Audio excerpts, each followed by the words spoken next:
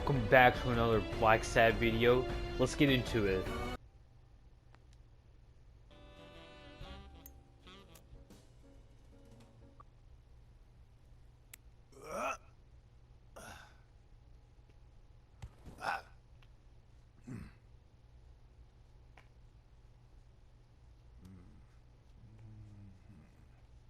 Who are you?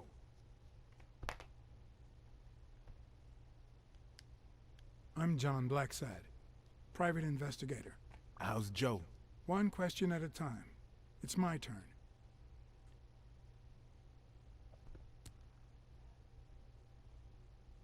Your turn.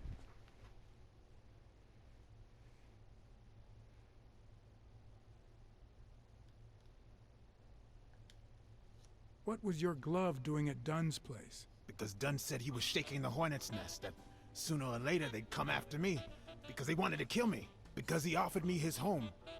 And then vanished. Because I waited for him for 2 days and then they came to get me. Because I had no time to take my glove when I escaped through the window. What did he want from you? And who wants to kill you? One question at a time.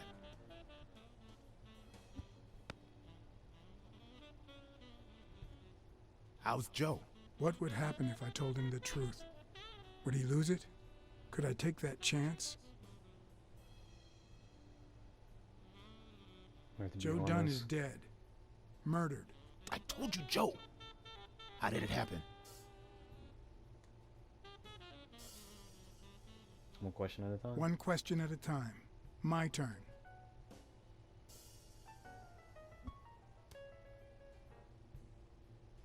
Should I move forward?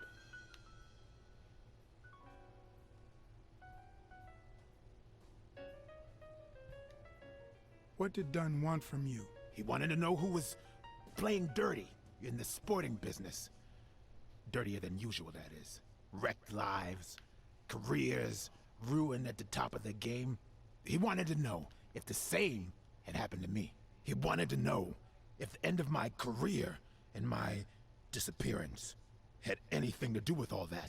He wanted me to confirm who was behind it all. The guy who had him killed. Our old friend, the surgeon.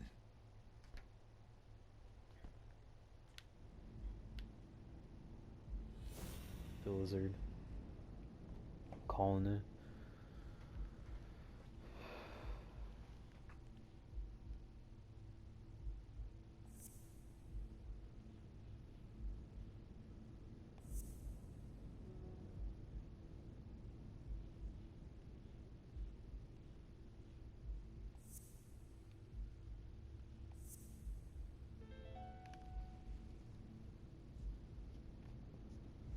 Is Mitchell the surgeon? Is he the person behind all of this? That surgeon you mentioned, is he... My turn.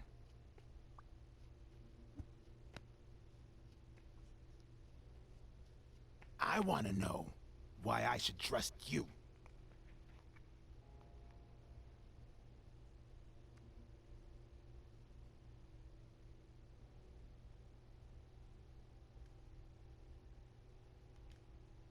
Because I take my job very seriously. It's my turn. That surgeon that you mentioned, is he in this photo I got here? Ow! Hey!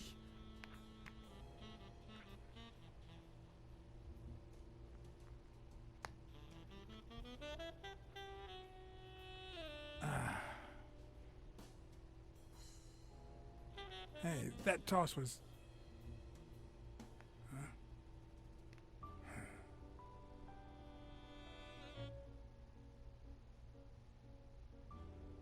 Both my ear and my self-esteem would hurt for days. But at least I had a new lead to follow, the surgeon. The bastard had avoided my scrutiny by passing as a hospital doctor.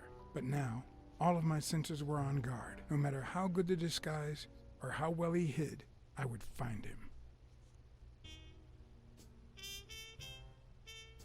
So, what you're saying is, one, there's a corruption scandal involving all kinds of athletes. Two, our puppet master is a surgeon named Mitchell, a man who happened to fight in the war with Dunn, right?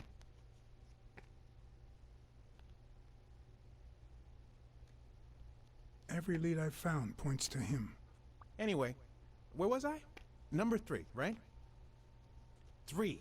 Since Dunn was on his trail, Mitchell hired an anteater to get rid of him.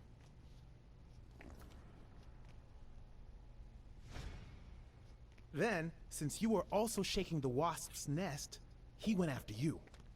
But the anteater made a mistake, and Mitchell killed him to cover his own tracks. And, wait, 4. The key to all this lies with a common friend of Dunn's and Mitchell's, Craig Spenow. Do you really trust him?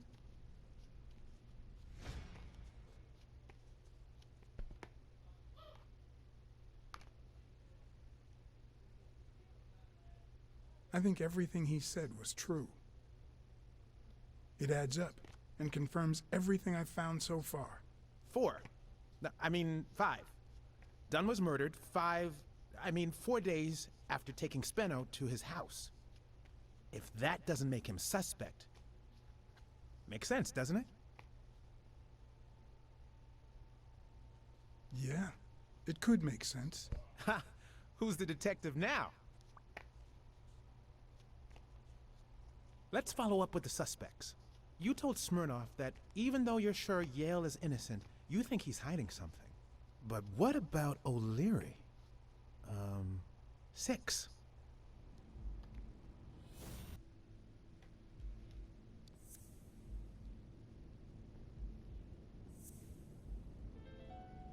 O'Leary wouldn't have sent Randall to kill Dunn. He would have dragged him to his basement, given him his little speech, and then killed him himself. Nah, I know O'Leary, and he wouldn't have sent a hitman. He would have taken matters into his own hands. What about Cassidy? 7, right?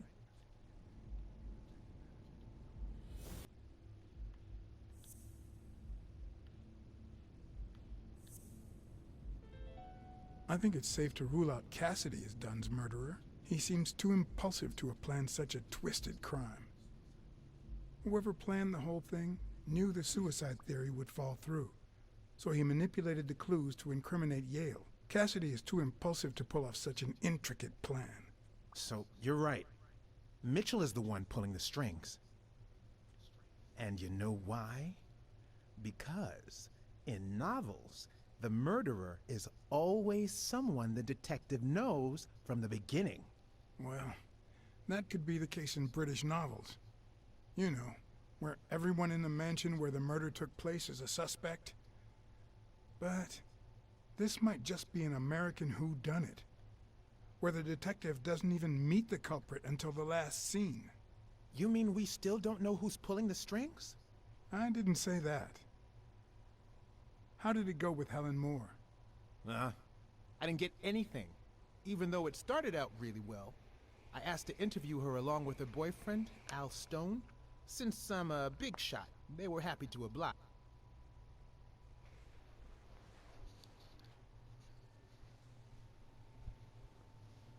Perfect. Now, time for the interview. I'll go back and forth so you don't get bored. So, who goes first?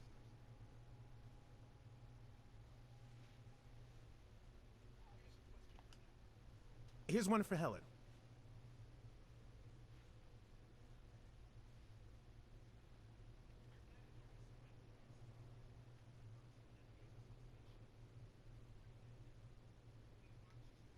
Can you tell us how much Champies pays you to endorse them? Sure, honey. They pay me much more than I'd ask them for. In fact, Champies is so delightfully delicious that I'd even do it for free. Does that answer your question? No. Nonsense. We both know it does. Okay, now.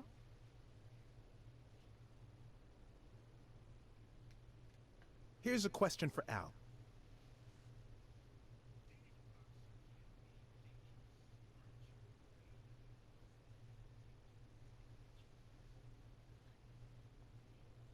Your manager is Frank Cassidy, president of the Boxing Managers Association of New York.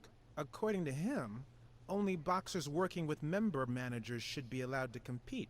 What do you think about that? We never talk politics, honey. Athletes should steer clear of controversy and stay focused on their sport, don't you think? Yeah, that's right. Moving on.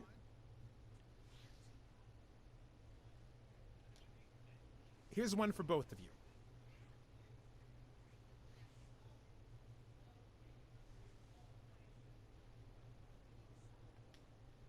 How did you meet? At the party organized by Des... Al, who threw the party doesn't matter one bit. What matters is that I saw you and you saw me. Our paths crossed and our lives were changed forever. Now what? Okay, Helen.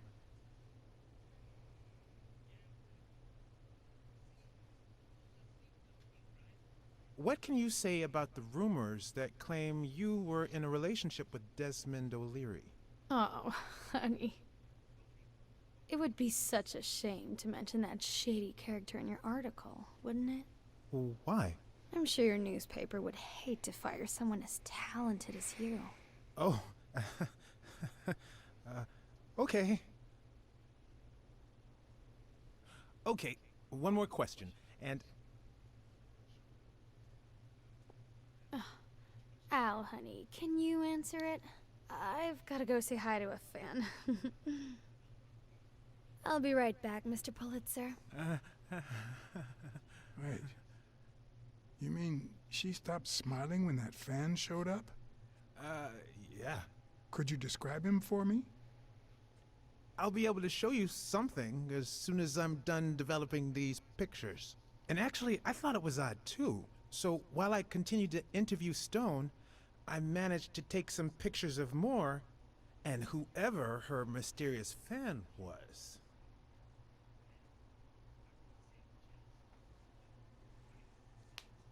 All right, so where were we?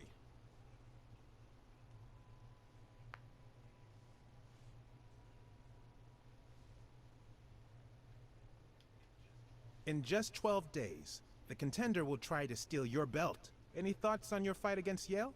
Well, supposedly the odds are in my favor, but there's no such thing as a weak rival. And, you know, Bobby Yale might be young and going through a rough patch, but he's had an amazing streak, so I'll do my best.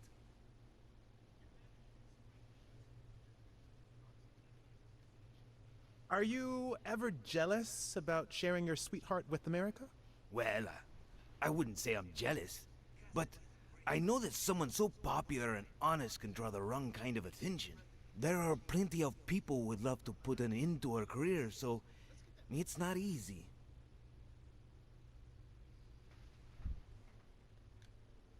Your manager is Frank Cassidy, president of the Boxing Managers Association of New York. According to him, only boxers working with member managers should be allowed to compete. What do you think about that? Cassidy is a great manager, really. No complaints there.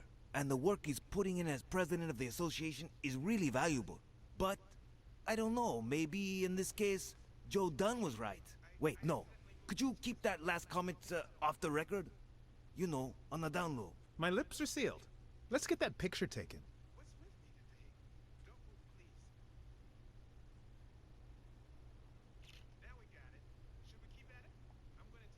Let's see what you think about this. Close your eyes and rest your chin on your fist. The boxing thinker. Like these? Exactly.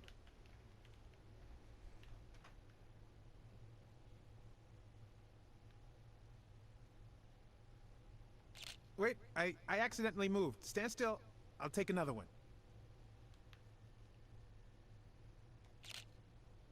What's with me today? Don't move, please. Now we got it. Should we keep at it? I'm going to take one more, all right?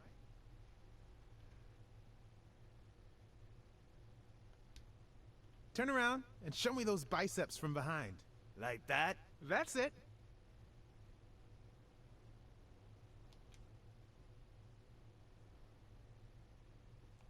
What's up with me?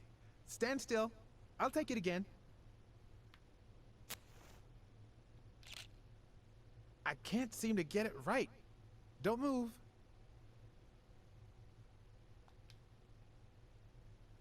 It's about time.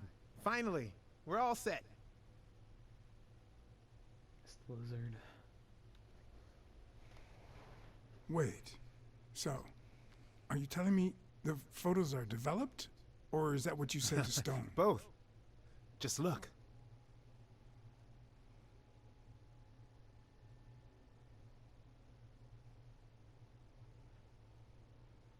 Who's that guy?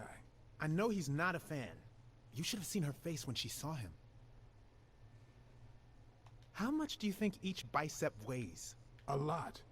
But less than your tongue. You're hilarious. Look at his hand. Is he pulling something out of Moore's purse? Or putting it in?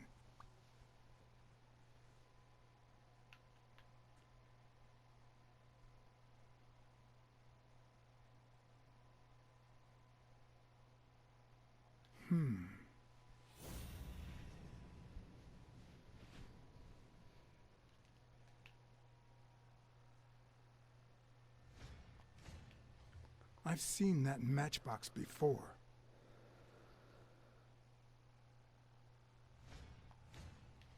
Wait, that's him. Who? Mitchell, the surgeon. Seriously? We got him. Not yet. Right. We still have to find him. Hey, pal. Did you hear what I just said? We need to keep looking at all those pictures. We need a clue that'll take us to Mitchell. Hey, see? There. Just like I was saying. Well, let us play this out, then I'll stop. Dum ba dum. Is that a smart move going back there? Won't Cassidy be there? Brawls aren't even the worst part of my job. Sure, you may take a beating, but at least you get the chance to defend yourself. But when you're sitting in your car all night, there's no way out.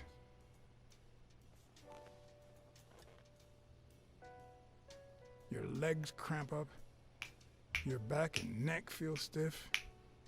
Your entire body aches to be somewhere else. It's boring and repetitive.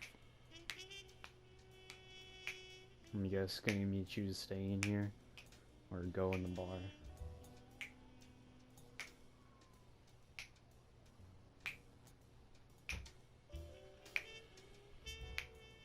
People were finally leaving the place. The bar was about to close. And I hadn't seen Mitchell go in or out. Or out.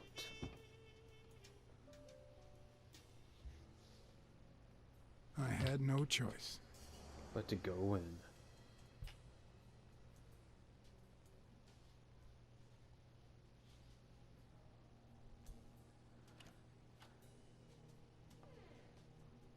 I see you took me up on my invitation.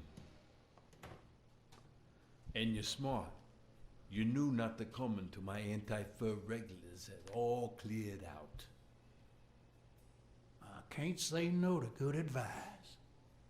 Or good bourbon.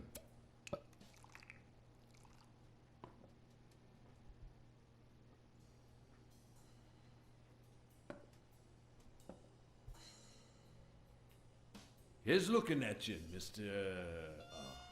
What was your name? As far as I knew, La Iguana always stayed neutral.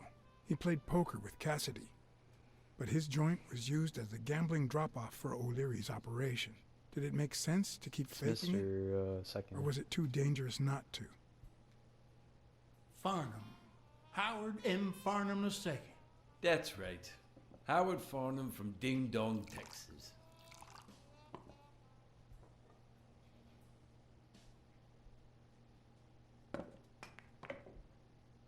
You're natural.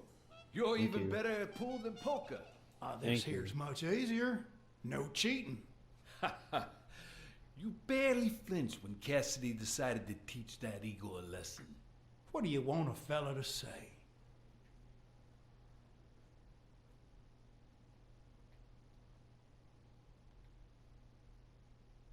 I was too flabbergasted to be surprised, to be honest. These things don't happen in Texas.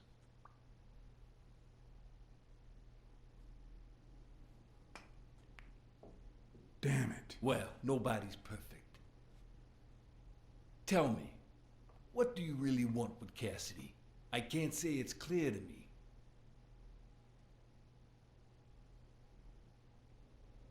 Well, you see, Desmond O'Leary is my enemy. If you know a thing or two about him, I can leave it at that. Don't worry about it. I was only curious. So, what about me? What do you want from me? No one comes to La Iguana just to drink and play pool. I'm here looking for a regular of yours, Dr. Angus Mitchell. What for?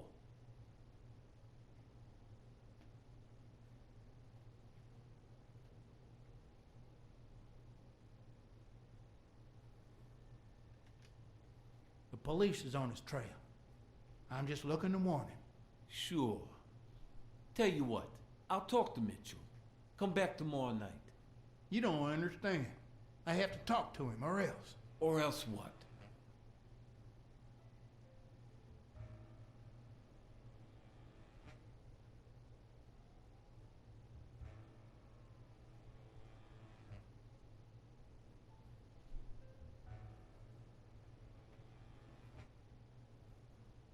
No, I can't be a snitch.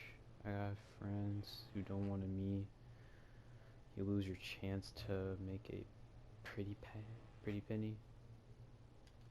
Eeny, meeny, miny, mo, catch a butter taco. If you are a Jew, then congrats. You'd be losing your chance to make a pretty penny. I know how to reward my allies. You think I'd spend my time in this dump if all I cared about was the money? Please, cut the crap. Anything else? I got friends in high places. Friends you don't want to meet. Oh, and you don't think I do? You think this dump would still be open otherwise? I hate to say Seriously? this, but you're running out of options. I don't think Cassidy would be too happy about the role this here dump plays in old Leary's gambling operation. You follow me? Son of a bitch. All right. Give me your phone number, and I'll give you a call when Mitchell shows up. No. You're gonna call him right now, and you're gonna give him this message. But when you're sitting in your car all night, there's no way out. Your legs cramp up, your back and neck feel stiff, your entire body aches to be somewhere else. It's boring and repetitive. It's so bad that your thoughts spiral in a never-ending loop. Like when you're stuck in your car, on surveillance duty. The owner of La Iguana was supposed to tell Mitchell that a certain anteater was still alive, and that it was only a matter of time before he ratted him out. With a bit of luck, that would make him nervous enough to force his hand. Now all I had to do was follow him. Could be wrong. Could be a great friend. But could not be. Who knows? Alright, see y'all later.